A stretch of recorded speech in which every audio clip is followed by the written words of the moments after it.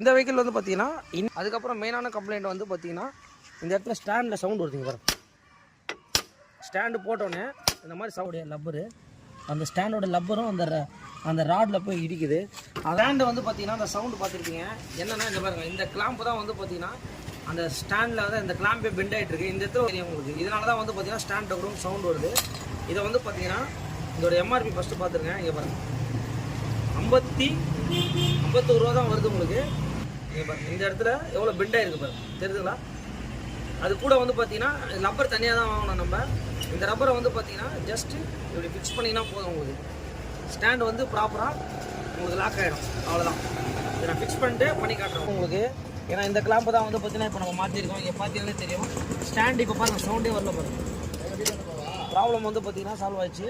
speed பிரேக்கர்லாம் போகும்போது இதில் வந்து ப்ராப்ளம் இருந்தது, அதை ரெடி பண்ணிட்டு